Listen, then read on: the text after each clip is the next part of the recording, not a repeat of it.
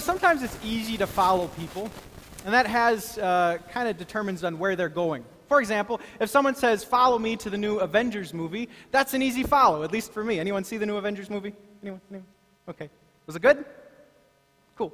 Sometimes it'd be easy to follow, like, let's say the Bulls or Blackhawks playoffs. If they say, follow me to the Bulls or Blackhawks playoffs, that's an easy follow, right? Who doesn't enjoy a game? If you're saying, follow me downtown Chicago, I love downtown Chicago, let's go, right? Sometimes it's easy to follow. Other times it's not so easy to follow, depending on where they're going. Here I think about what happened in the news, and maybe you heard what happened in Nepal this past week. Let's talk about that a little bit. In Nepal, there was a huge earthquake, 7.8 magnitude. It moved the city of Kathmandu 10 feet, I guess. Death toll is around 6,000 and estimated to be 15,000. Just incredible. Well, some of the most incredible work is being done by the rescue crews. Those who are going into collapsed houses, and there's just chunks of building hanging by rebar. I can't imagine, right? They're risking their lives in order to save the lives of others. That's noble. One U.S. rescue crew member was interviewed, I think the one who rescued this teen 5 days after, and had this to say about the effort. He said, it's dangerous, but it's what we do. It's risk versus gain. To save a human life, we will risk almost everything. As a tangent, if you want to help through our church body, go to wells.net and you can donate to the Committee on Aid and Relief if you want to get involved in this effort. But if someone asked you, you want to follow me into that house of rubble where chunks of building are hanging in the rebar, is that an easy follow? Maybe you'd pause and say, that's not so easy. Or consider another one. In Chile, there was this volcano, and military were having to go in and evacuate 4,000 people. Can you imagine being the military, like flying a plane towards that big ash plume? Like, I want to just run away looking at the picture, right? It's crazy, it's maddening, but they go right into it. Would you want to follow in that regard? Yes, following can be easy or hard depending on where that person is going. Well, let's transition to following Jesus. Now, first of all, I want to say, if you're new or visiting, if you don't consider yourself a Christian, do you know you're invited to follow Jesus? And I believe it's the greatest ask that he could ever make of you. Following Jesus is wonderful because we know we are forgiven, we're his children, we're going to be guided until we're in eternity with him. He's invited you to follow through his death on the cross by forgiving all your sins. But we need to know about following Jesus and be real with is that it's the greatest ask, but it will not be the easiest. It's the greatest. You will find no greater satisfaction than when Jesus comes into your life, fills your heart, and you pursue his ways, and you just have that sense of fulfillment. It is the greatest, my friends. That's my experience. But my experience is also not the easiest. And that was Peter's story. Let's get into him. Peter, this whole story is about him, and Peter, we know, is asked to follow Jesus even to the point of his death. Let's look at verse 18. Let's skip to our lesson. Recorded in the middle of page 7, we're going to skip to verse 18. Please follow with me. It said, very truly I tell you, when you were younger, you dressed yourself, and you went where you wanted. But when you're old, you will stretch out your hands, and someone else will dress you and lead you where you don't want to go. Jesus said this to indicate the kind of death by which Peter would glorify God. And then he said to him, but follow me. Follow me. Now, church historians know that Peter was crucified. Eusebius, a church historian, 300 years after Jesus said this, he wrote this about Peter's life. At last, Peter came to Rome. Nero was reigning at the time, so history tells us, where he was crucified head downward. Head downward because the tradition said that he didn't want to be crucified like Jesus. He didn't consider himself worthy to die such a death. Can you imagine, follow me, even if it means death? I'm not sure if we'll ever get to that point, but I did want to ask you this. Here's a question I need you to be real with. What is the difficulty God is asking you to follow him through? See, following Jesus will mean life change. And is change easy or hard? It's usually hard all the time, right? Maybe it's a simple act of service. Serving one another, even as simple as my spouse, is not always easy because of my sinful nature. Serving will take selflessness and hard work to serve others and put them before myself. It's always hard. Maybe it's a matter of scheduling. I asked Carolyn if I could present Carolyn today, but Carolyn said no to a basketball game today to play guitar for us. That's not an easy thing to tell the coach no, but an awesome thing to have her here. It's difficult sometimes? What's the difficulty presented in your life that makes following Jesus so hard? That's what we want to talk about. And today we want to gain not only passion about following Jesus and what he can bring us through, but also what it is to follow him. So let's continue. Let's read the whole lesson here now of Peter's account, and then we're going to dig into it this morning. So from John chapter 21, it said, "When they had finished eating, Jesus said to Simon Peter, 'Simon, son of John, do you love me more than these?' 'Yes, Lord,' he said, 'you know that I love you.' Jesus said, 'Feed my lambs.' Again, Jesus said, 'Simon, son of John, do you love me?' He answered, 'Yes, Lord, you know that I love you.' Jesus said, 'Take care of my sheep.' Third time he said to him, 'Simon, son of John, do you love me?' Peter was hurt. Then Jesus asked him the third time, 'Do you love me?' He said, 'Lord, you know all things. You know that I love you.' Jesus said, 'Feed my sheep. Very truly I tell you, when you were young, you dressed yourself, and you went where you wanted, but when you are old, you will stretch out your hands, and someone else will dress you and lead you where you do not want to go.' Jesus said this to indicate the kind of death by which Peter would glorify God. Then he said, 'Follow me.' Well, Peter turned and he saw the disciple whom Jesus loved was following him. This was the one who leaned back against Jesus at the supper and said, 'Lord, who is going to betray you?' He's also known as John. When Peter saw him, he asked, 'Lord, what about him?' Jesus answered, 'If I want him to remain alive until I return, what is that to you? You must follow me.' Because of this, the rumor spread among the believers that the disciple would not die. But Jesus did not say that he would not die. He only said, 'If I want him to remain alive until I return, what is that to you?'" This is the Word of God.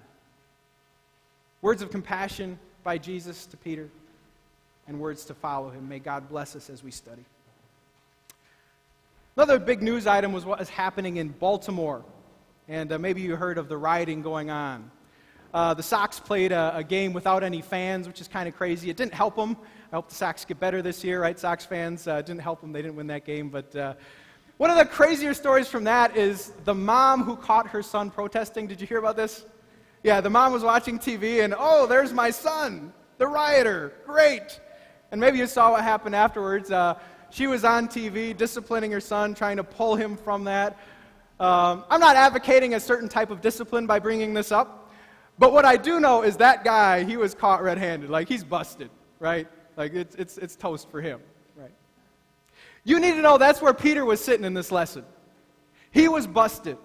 And what happens in this account is really Jesus' discipline and Jesus' interaction. It doesn't slap him inside the head, but we'll see what ensues. For what did Peter do? Let's look back at his sin. He wasn't rioting in Baltimore. What was Peter's sin? Anyone know?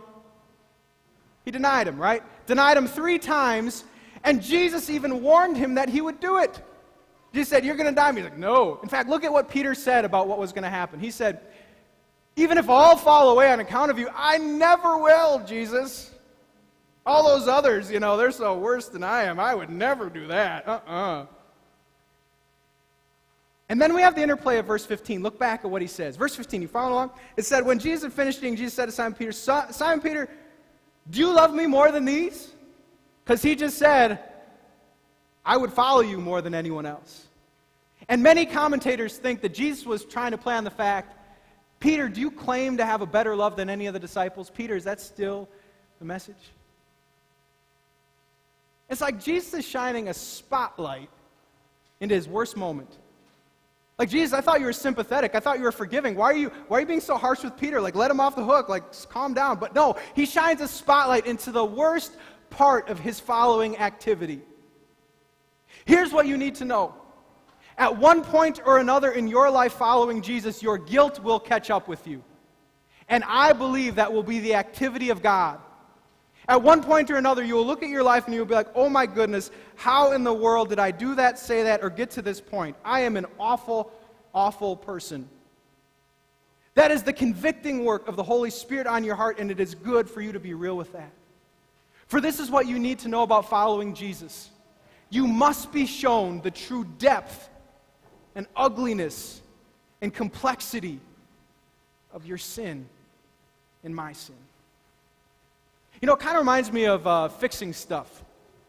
You ever get into a project where you think, "Oh, this is going to be a simple fix," and it turns out way more complex than you bargained for? Anyone here with me? Can I tell you a story?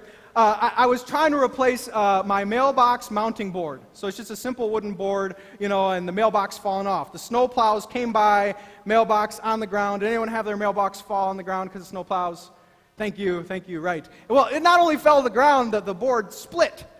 So I needed to just replace the board. That's simple enough. I'm just replacing a wooden board, my friends. It's not complex.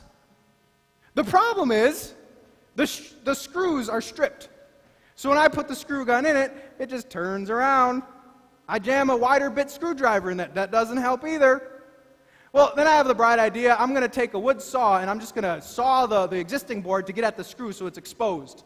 And I'm going to take a pliers, and I'm going to use my ultra super Hulk-like strength to get that off. The problem is I'm not the Hulk, and I'm not strong enough to grip that thing and spin around. And the screw is like 5 inches long. It doesn't need to be this long, my friends. It's ridiculous. Well, an hour later, I'm finally taking a flathead screwdriver and I'm pounding it into there, trying to make grooves of my own, and I'm carefully trying to stick it in there and twist gently yet forcefully and get that thing out. It took about 2 hours to replace a wooden board. That should not be the case. I finally get the mailbox on, and I didn't get it out far enough so when I go to open it, it doesn't open. This is frustrating business. This was supposed to be an easy fix, and it is not easy. You need to know today, you were not an easy fix. And I was not an easy fix. Can we be real? Could you just turn to the person next to you and say, I was not an easy fix? Can you do that for me? Just say, I was not an easy fix. It wasn't easy. Because what we had done was not some little thing. It was a big thing. And the price of fixing us was not a little thing, a little cost, a little circumstance. It meant not the screws, but the nails of Jesus in his hands and his feet. It meant his crucifixion. It meant that he would have to bleed and give his very life to fix you. And that was not an easy thing. But he was happy to do it. He wanted to do it. And forgiven us and fixed us, he has. Now, the reason that's so important is because when we follow Jesus, we need to be real with our unworthiness. Because if we're not, this is what's going to happen. We're going to give off the impression as Christians that you need to be clean and neat and kind of tidy in your life and generally better than most people, and then maybe Jesus will have sympathy and call you. That wasn't Peter's story. That wasn't Paul's story. That wasn't David's story. Surely it's not my story. My fix was way more complex, and I'm here to tell you that everyone is worthy to be called to Jesus and to follow him because it wasn't about being good. Here's also a point in recognizing this, that following Jesus is now fueled by appreciation for the fix. Let me tell you another story. This one was recorded by Luke. Jesus was eating supper at a Pharisee's house. Pharisee's a good guy. In walks a woman who lived a sinful lifestyle, and we don't know what it was. Everyone just knows there's a sinner, right? And she comes and she uses Chanel No. 5 on Jesus' feet. Now, everyone knows Chanel No. 5 is for Friday night, not for feet, right? But I don't know what it was. But anyway, she's using perfume on Jesus' feet. And she's so upset, she's crying. And she's wetting Jesus' feet with her tears. She then takes her hair and she's drying those feet with her hair. And the good person, the Pharisee's like, Jesus, if you knew who this was, you wouldn't let her do that. But Jesus was certainly okay with this. Jesus was very okay. He praised that. And then he gave us this principle. He said this. He said, whoever has been forgiven much does what? What's the fill-in? Whoever has been forgiven much loves much. Who in here would say they've been forgiven much? Raise your hand. That's my story. And so then we have opportunity to love much. To love much. This is how Jesus was working with Peter. And you know what changed Peter? Peter had a change of tune. Peter didn't make the claims that he used to make. Talking about claims reminded me of a big boxing match, Pacquiao and Mayweather. And Mayweather had some big claims before the fight and probably still after the fight. Mayweather had said this. He said, right now I'm the TBE. You got to love a person who gives himself their own acronym, right? I'm the TBE. The best ever. And Saturday before the fight and after the fight, I will still be the TBE. Well, I guess he is still the TBE. I guess he won by decision or whatever. But can you imagine if he lost? Can you imagine if he was humiliated? Would he ever change his tune? Peter was like this. Peter was saying, I'm the TBE disciple. And now, God changed him. And the reason he had to shine a light into his sinfulness was that he had to change attitude. What happens in the interplay is that change of tune. Now, the next part I'm going to try to explain, it's a little bit complex, but if you follow along, if you're with me, we can do it. Are you with me? All right, I need to try that again. Just say yeah. Are you with me? It's a little complex, but I think you can get it. I really think you do. It has to do with the word for love. In English, how many words do we have for love? We have one. I can love a hot dog and my wife, and that's the same thing, right? That's crazy. But in Greek, you might know that there are a few different words for love. Most commonly, a couple common ones are agape, which is unconditional love, which is Jesus' love for us, why he would die for sinners. And there's also phileo. If you've ever been to Philadelphia, you know the explanation. Philadelphia is the city of, yes, and so we know it's a friendship type of love. Here's what's happening in the text. The first time Jesus asks Peter, do you love me? He's asking him, do you have agape for me? Do you know what's really interesting? When Peter responds, what he says is, I love you, I have phileo. Do you get the difference? So Jesus prompts him again, and he says, Peter, do you have unconditional love? Do you have a love that would bear everything, even death, in order to follow me? And Peter couldn't say that. Even the second time, he changed his tune. He said, Jesus, I'm not going to claim anything beyond I can claim. I just know that you're my friend, and I love you. The third time, Jesus asked, and he changes his tune. He says, do you have phileo for me? Do you just have affection? And this is where Peter was hurt, because that's what he'd been saying. And then he says, Lord, you know everything. You know my heart. You know I have affection for you. But the once proud Peter, who says, I will bear everything for you, will no longer say that. He has been humbled to say, I just know I love you, and I know from my track record I can't claim anything more. Here's what I believe happens in following the Lord. That following the Lord is about humility before the Lord. If you want to be a great follower, he must humble you greatly. If you want to be a great follower, he must humble you greatly. And Peter learned this and passed this on to everyone who would ever follow him. He said in his letter, clothe yourselves, this was Peter's words now, with humility towards one another, because God opposes the proud. I remember when he was opposed to me, he shined a light into when I said I was going to be better than everyone else. But he shows favor to the humble. Humble yourselves, therefore, under God's mighty hand, that he may lift you up in due time. Peter could have recounted, when I humbled myself and I claimed nothing more than just that I felt for Jesus, he said, feed my lambs. When I humbled myself and I said, I just have feelings for Jesus, he said, feed my sheep. He reinstated me. But it didn't come through my arrogant claims. It came through my humility and my simple trust in Jesus. This is going to be our lives. By his grace, he will not let you get a big head. By his grace, he will humble you, so that you can show to the world exactly what following Jesus is all about. His glory, his strength, and his kingdom. This is going to happen. But you want to know what made me laugh? What made me laugh is that this is a pretty personal conversation, wouldn't you say? You know, Peter being exposed for all his bad stuff, and Jesus saying you're going to die. You know, that's pretty personal. And did you see what happened in verse 20? Well, let's look at verse 20. Peter turned and he saw a disciple whom Jesus loved was following them. And this is John. He's like, John, what are you doing? Like, we're having a heart-to-heart. Like, you're being nosy. But then Peter takes the opportunity and says, well, now that I think about it, John, since you're here, I love what he says in verse 21. Look at verse 21. He says, when Peter saw him, though, he said, Lord, if I'm going to die for you, what about him? He goes on. I love this by Jesus. If I want him to remain alive until I return, what is that to you?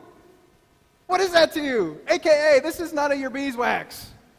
You're on a need-to-know basis, and you do not need to know, right? This is Jesus to Peter. And it reminds me of, just comparisons. You ever fall down when it comes to comparisons? I remember when my brother was in 8th grade, he graduated and he got a TV. Now, as a younger sibling, I thought when I graduated, I would get a yes, but did it happen? No! Comparison did not work for me in that example. Here's what you need about comparison. That comparing crosses ain't helpful. And I know ain't a word, but I like ain't. Comparing your cross to another ain't helpful. When you look at someone else who's following Jesus and you're like, Lord, I have to go through this, why don't they have to? That's not a helpful place to be. It's like a no-win scenario. All we have to do in following Jesus is look at what he wants us to do. And usually I can have tunnel vision over that, right? I know what I have to do. I don't know what another person has to do. And this is where, again, we say, I just need to follow Jesus. Not even about what my spouse has to do. Not even about what my kids have to do. I just need to laser focus on what I have to do, and that will give me strength because Jesus will get me through it.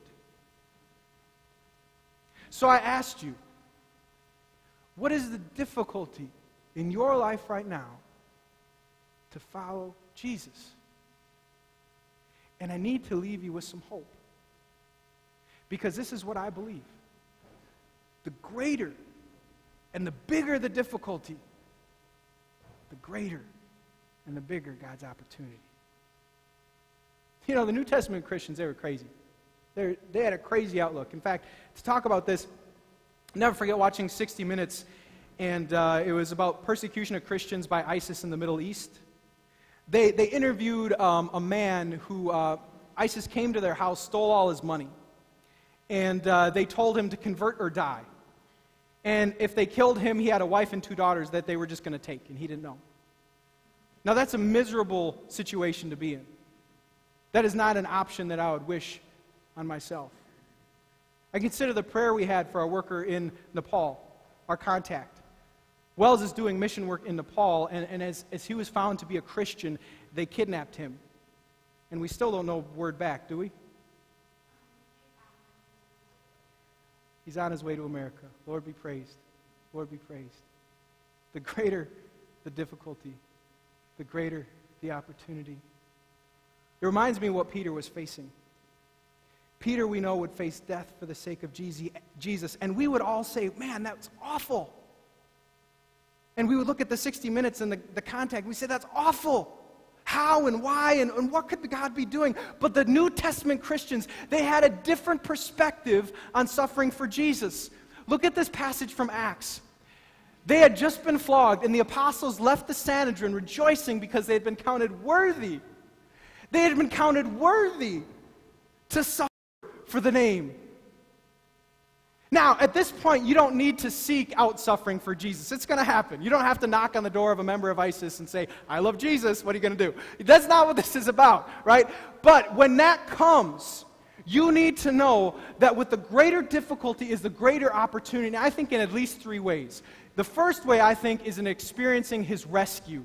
And I didn't even know how the story ended, Abby, but that's great. He experienced the rescue of God. That was the 60 Minutes case, too. He ended up getting through the ISIS barriers and now is in a Christian refugee camp.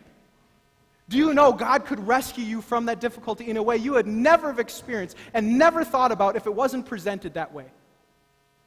Number 2, God can give you greater strength to bear whatever it is.